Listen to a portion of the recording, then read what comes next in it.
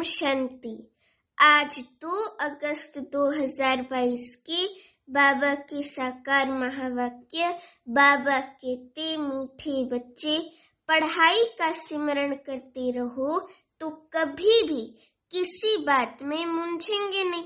सदा नशा रहे कि हमें पढ़ाने वाला स्वयं निराकार भगवान है, वो है शिव बाबा। अभी प्रश्न है, इन ज्ञान रत्नों का विनाशी नशा किन बच्चों को रह सकता है?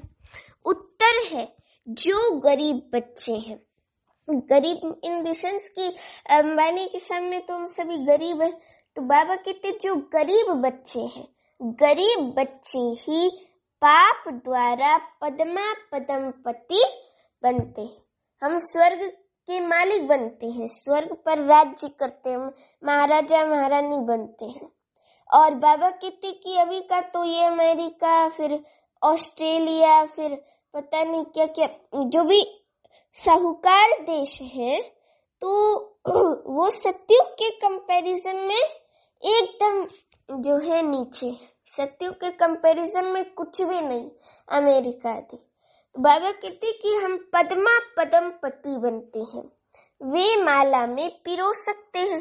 साहूकारों को तो अपने विनाशी धन का नशा रहता है और उस विनाशी धन की चिंता होती है कि कहीं वो लूट न जावे, कहीं ऐसे न हो। तो बाबा को इस समय करोड़पति बच्चे नहीं चाहिए, गरीब बच्चों की पाई पाई से ही स्वर्ग की स्थापना होती है। कहते ना, फुरी फुरी तालाब, तो गरीब बच्चों की जो पाई पाई है उससे ही बाबा स्वर्ग की स्थापना करते हैं, क्योंकि गरीबों को ही साहूकार बनना है सतयुग में। अभी गीत है, इस पाप की दुनिया से अब और कहीं ले चल, चित चैन जहां पाए। अभी बाबा कहते ओम शांति। मीठे मीठे बाप दादा के बच्चे जानते हैं कि हम अभी ऐसी जगह में चल रहे हैं जहां दुख का नाम निशान नहीं। वो है सुख की दुनिया, जहां सुख ही सुख है, उसका नाम ही है सतयुग। तो जिसका नाम ही है सुख धाम, हम उस सुख धाम व स्वर्ग के मालिक थे। सुख धाम में तो सतयुग ही था, देवी देवताओं का राज्य था। अभी जो तुम ब्राह्मण बने हो तो तुम ब्रह्मा मुख वंशावली, तुम लिखते भी हो कि शिव बाबा केयर ऑफ ब्रह्मा कुमारीज। ये भी तुम अभी जानते हो कि बरोबर हमारी चढ़ती कला है। अभी हम चढ़ रहे हैं और चढ़ाई हम 1 सेकंड में करते हैं और उतराई में जो है बहुत टाइम लगता है, 63 जन्म लगते हैं। तो चढ़ती कला और उतरती कला को तुम बच्चों ने अच्छी रीति समझाए ना सभी ने। तो बाबा कहते तुम ये भी समझते हो कि भारत जब चढ़ती कला में था तब उन्हों को देवी देवता कहते थे, अभी उतरती कला में है इसलिए उन्हें देवी देवता कह नहीं सकते। अभी अपने को मनुष्य समझते हैं, मंदिरों में जाकर देवी देवताओं के आगे माथा टेकते और कहते हैं कि मुझे निर्गुणहारे में कोई गुण नहीं। समझते हैं ये होकर गए हैं, कब ये नहीं जानते। तुम किसको भी समझा सकते हो कि क्राइस्ट से 3000 वर्ष पहले भारत स्वर्ग था। तुम बच्चे समझ गए हो कि चक्र को, ये जो ड्रामा रूपी सृष्टि चक्र है, तो इस चक्र को फिरना ही है, पतित दुनिया को पावन बनना ही है। अभी तुम बच्चों की बुद्धि में है कि हम बाप द्वारा मनुष्य से देवता बन रहे हैं, बाप पढ़ाते हैं, ये नशा चढ़ना चाहिए ना। गाया भी हुआ है भगवानुवाच, मैं तुमको राजयोग सिखलाता हूँ। सिर्फ ये भूल करती है जो बाप के बदले बच्चे कृष्ण का नाम डाल दिए हैं। अब कृष्ण तो है सतयुग का प्रिंस, वो गीता का भगवान कैसे हो सकता है? तो ये रॉन्ग बात करती है जो बाप के बदले बच्चे का नाम डालती है। अब समझो, बच्चा जो है वो छोटा है, ठीक है ना। और बाप का जो है, बाप मिल्कियत का वो है, मिल्कियत का अधिकारी। अभी बच्चा छोटा है और बच्चा बोले कि बाप मैं हूँ आपकी इसकी प्रॉपर्टी का अधिकारी, और जो है वो जो है प्रॉपर्टी का अधिकारी बन जावे और सब उसको कहें कि ये है प्रॉपर्टी का अधिकारी बन चुका है, ऐसे कहें, तो फिर ये तो गलत बात हो गई। बाप के बदले बच्चे का नाम डाल दिया। अभी बच्चा छोटा है तो कैसे बच्चे का नाम डाल देंगे। तो यहाँ पे बाबा कहते कि कृष्ण तो सत्युग का प्रिंस है और वो तो जन्म मरण के चक्र में आते हैं, तो कैसे गीता का भगवान हो सकते हैं। और शिव बाबा तो हम सभी को आकर के पतित से पावन बनाते हैं, क्योंकि वो स्वयं ही निराकार है। वो कभी भी साकार शरीर में नहीं अवतरित होते, माने साकार शरीर नहीं लेते, खुद का नहीं लेते, समझे। तो अब बाबा कहते कि हाँ, इस भूल को भी तुम बच्चे ही समझते हो और कोई समझते नहीं। अभी तुम बच्चों की बुद्धि में आया है कि हम फिर से अपने शांति धाम से सुख धाम सत्युग जाने के लिए पावन बन रहे हैं। गाते भी हैं, पतित पावन आओ। पतित पावन तो गॉड फादर ही ठहरा, कृष्ण को तो कह नहीं सकते। ये बुद्धि में सिमरण करते रहना है। स्कूल में बच्चों की बुद्धि में पढ़ाई का सिमरण चलता है ना, तो तुम भी अगर ये सिमरण करते रहेंगे तो कभी मूंझेंगे नहीं। जानते हो कि अब हमारी कौन सी कला है? चढ़ती कला है। सेकंड में जीवन मुक्ति भी गाई हुई है। बच्चा पैदा हुआ और वर्षे का हकदार बना।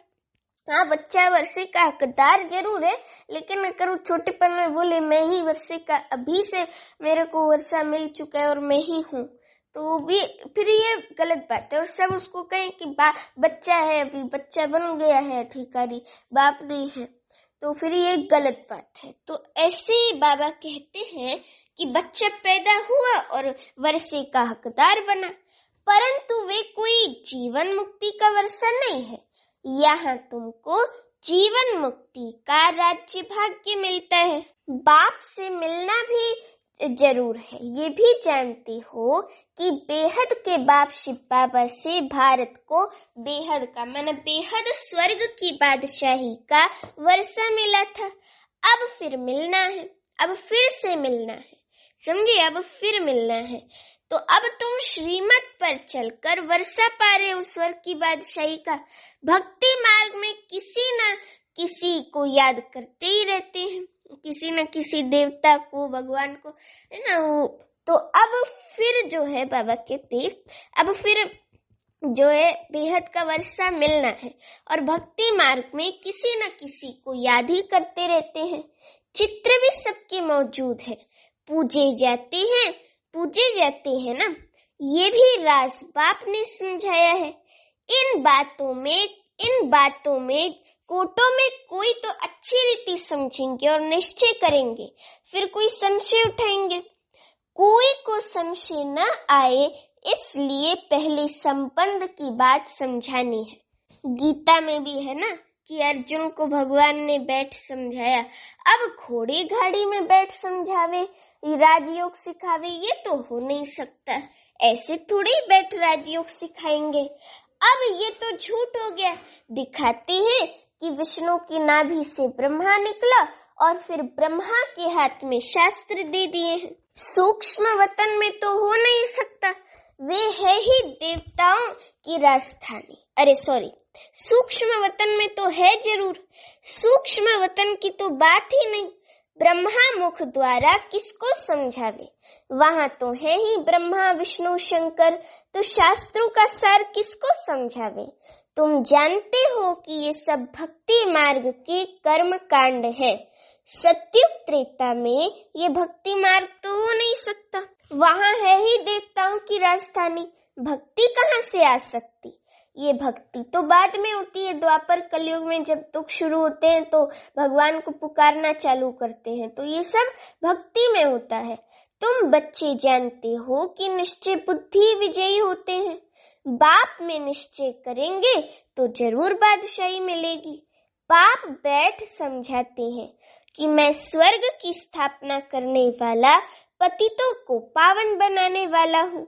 शिव को कभी गोरा सांवरा नहीं कहेंगे, कृष्ण को ही श्याम सुंदर कहते हैं। ये भी बच्चे समझते हैं। शिव तो चक्र में आता नहीं, शिव बाबा तो जन्म मरण के चक्र में आते नहीं है, तो उनको गोरा व सांवरा दिखा न सके। भाई उनका कोई अपना शरीर ही नहीं, तो क्या रूप दिखाएंगे, क्या गोरा सांवरा दिखाएंगे। तो बाप समझाती है, तुम बच्चों की अब चढ़ती कला है, सांवरे से गोरा बनना है। सांवरे माना तमो प्रधान से गोरा सतो प्रधान बनना है। भारत गोरा था, अब काला क्यों बन गया है? काम चिता पर बैठने से।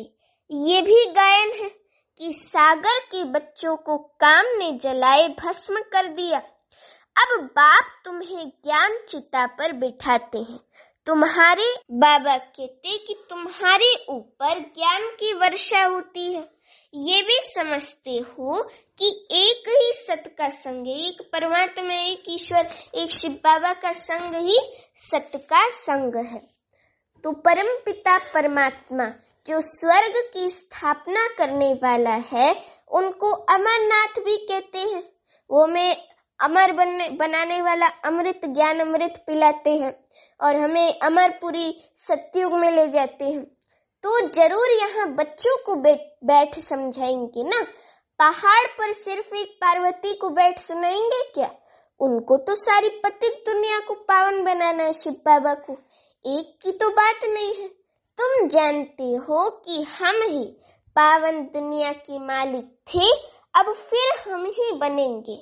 झाड़ के ऊपर भी समझाया है, जो झाड़ का चित्र है कल्प वृक्ष का, तो झाड़ के ऊपर भी बाबा ने समझाया है। सुनते हैं बाबा ने क्या समझाया कि पिछाड़ी में भी छोटी छोटी टालियां निकलती हैं।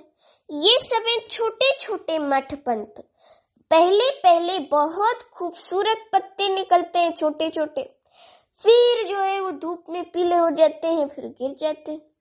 तो बाबा कहते हैं कि जब झाड़ की जड़ी भूत अवस्था होती है, तो फिर नए पत्ते भी नहीं निकलेंगे और ना ही फल निकलेंगे।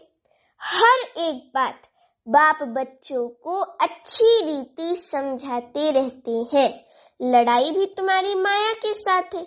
इतना ऊंच पद है तो जरूर कुछ मेहनत करेंगे ना। पढ़ना भी है, पवित्र भी बनना है।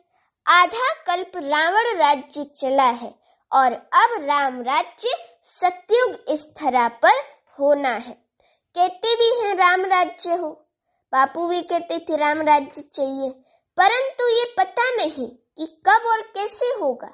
शास्त्रों में ये बातें हैं नहीं। दिखाते हैं कि पांडव पहाड़ों पर गल मरे। अच्छा, फिर क्या हुआ? प्रलय तो होती नहीं। एक तरफ दिखाते हैं कि बाप राजयोग सिखलाते हैं, कहते हैं कि तुम भविष्य में राजाओं का राजा बनेंगे, और फिर दिखलाते हैं कि पांडव खत्म हो गए। अब ये कैसे हो सकता? नई दुनिया की स्थापना कैसे होगी? श्री कृष्ण कहाँ से आए? जरूर ब्राह्मण चाहिए। तुम जानते हो कि हम नई दुनिया, नई सत्युगी दुनिया में जाने का पुरुषार्थ कर रहे हैं, जहाँ ज्ञान सागर के पास रिफ्रेश होने आते हैं। वहाँ ज्ञान गंगाओं द्वारा सुनते हो, वहाँ सेंटर्स पर ज्ञान गंगाओं ब्रह्मा कुमारियों द्वारा सुनते हो, और यहाँ मधुबन में ज्ञान सागर द्वारा रिफ्रेश होने आते हैं। तो अमरनाथ पर एक तालाब दिखाते हैं जो मानसरोवर है। कहते हैं कि उसमें स्नान करने से परिज्यादा बन जाते हैं। वास्तव में ये है ज्ञान मानसरोवर। ज्ञान सागर बाप बैठ ज्ञान स्नान कराते हैं, जिससे तुम बहिष्ठ की परियां बन जाते हो। परियां नाम सुन ऐसे पंख वाले मनुष्य बना दिए हैं जिनको फेरी एंजल कहते हैं। तो वास्तव में पंख आदि की बात है नहीं। आत्मा के उड़ने के पंख अब टूट गए हैं। शास्त्रों में तो क्या क्या बातें लिखती हैं, ये भी बहुत शास्त्र पढ़ा हुआ है। ये माना ब्रह्मा बाबा भी बहुत शास्त्र पढ़ा हुआ है। इनको भी बाप कहते हैं, ब्रह्मा अलौकिक बाप हैं तो इनको भी बाप कहते हैं। तुम अपने जन्मों को नहीं जानते हो, मैं तुम्हारे बहुत जन्मों के अंत के जन्म में प्रवेश करता हूँ। ये शिव बाबा ब्रह्मा बाबा को कहते हैं। तो कृष्ण तो है ही सतयुग का पहला जन्म। अब शिव बाबा मुरली सुनाना कंटिन्यू करते। बाबा कहते हैं कि कृष्ण तो है ही सतयुग का पहला जन्म, पहला प्रिंस। स्वयंवर के बाद फिर लक्ष्मी नारायण बन जाते हैं। तो जो श्री नारायण था वे बहुत जन्मों के अंत में अब साधारण है, फिर जरूर उनके ही तन में आना पड़े। कई कहते हैं कि भगवान पतित दुनिया में कैसे आएंगे, न समझने कारण उनका नाम शिव मशहूर है। प्रजापिता ब्रह्मा तो यहाँ है, सूक्ष्म वतन में तो ब्रह्मा विष्णु शंकर है। ये भी अच्छी रीति समझाना चाहिए, धारणा बहुत अच्छी चाहिए। आपस में एक दो को ये याद दिलाना चाहिए। बाप को याद करते रहो, 84 के चक्र को याद करते रहो, माना 5 स्वरूप का अभ्यास करते रहो। अब घर परम धाम जाते हैं, समझे। ये पुरानी दुनिया, पुराना वस्त्र सब त्याग करना है। अभी हम नई दुनिया के लिए तैयार हो रहे हैं। पुरानी दुनिया का नशा नहीं रहता। ये है अविनाशी ज्ञान रत्नों का नशा। वो नशा टूटना मुश्किल होता है, गरीबों का नशा टूट जाता है। बाप कहते हैं मैं गरीब निवास हूँ, आते भी गरीब हैं। आजकल तो करोड़पति को ही पैसे वाला कहा जाता है, लखपति को पैसे वाला नहीं कहेंगे। वे तो ये ज्ञान उठा नहीं सकेंगे। बाप कहते हैं हमको करोड़ अरब तो चाहिए ही नहीं, क्या करेंगे। हमको गरीबों के पैसे पैसे से स्वराज्य की स्थापना करनी है। सतयुग में जो है सब अपने आप में राजा होते हैं, स्वराज्य होता है। माने ये नहीं भाव रहता है दास दासियों को भी कि हम जो है इनके दास हैं, दासी हैं। अपने आप में सब राजा होते हैं, क्योंकि आत्मिक भान तो रहता ही है।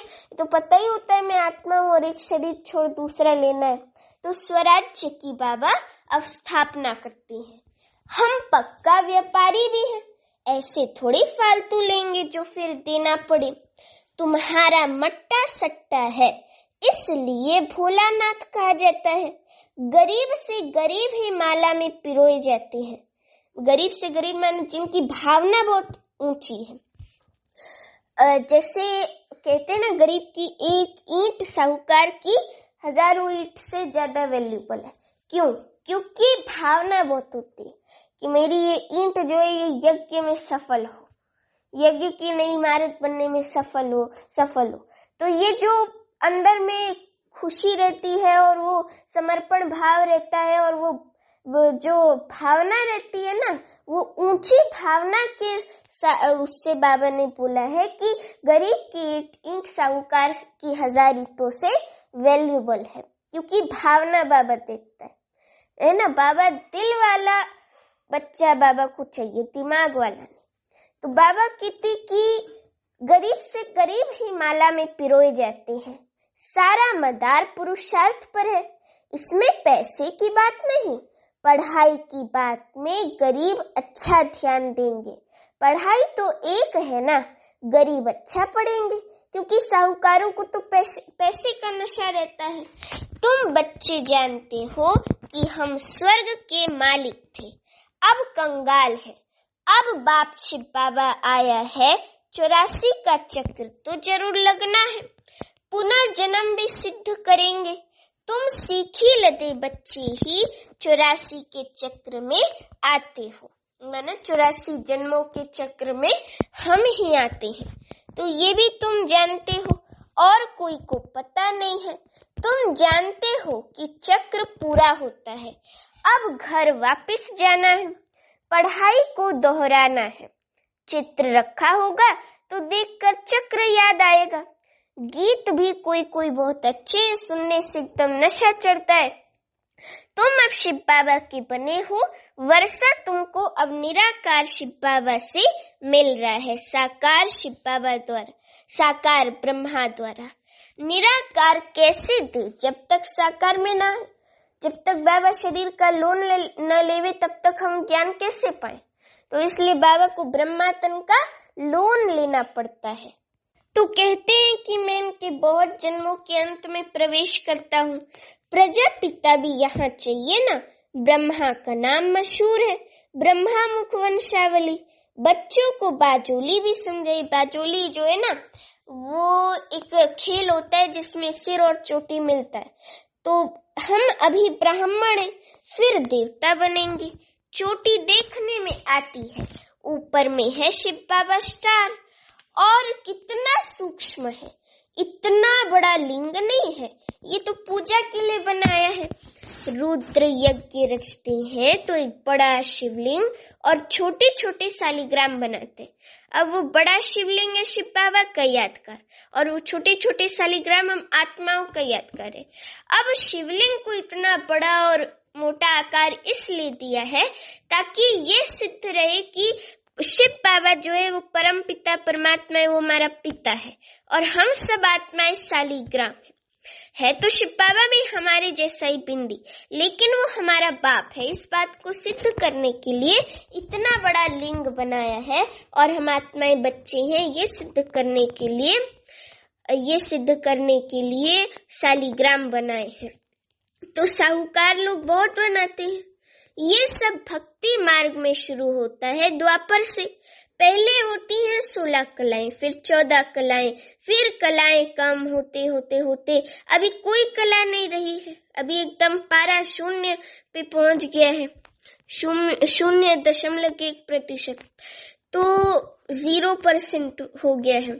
तो ये बाप बैठ समझाते हैं। बाप और कोई तकलीफ नहीं देते हैं। नोट करते जाओ, पतियों के पति को कितना टाइम याद किया शिव बाबा को। अव्यभिचारी सगाई चाहिए ना, मित्र संबंधी आदि सब भूल जाएं, एक शिव बाबा से ही प्रीत रखनी है। इस विषय सागर से सत्युग क्षीर सागर में जाना है। आत्माओं की बैठक तो ब्रह्म तत्व मन परम धाम में ही है। तो अब बाबा कहते हैं क्षीर सागर में विष्णु को दिखाते हैं।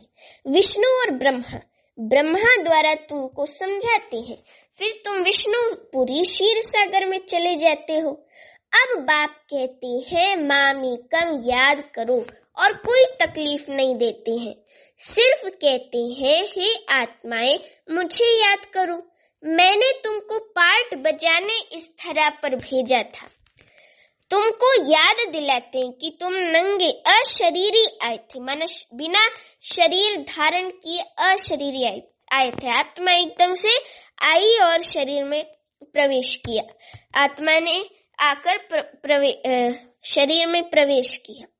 तो हम अशरीरी आए थे। पहले पहले तुम देवता बन स्वर्ग में आए, ठीक है।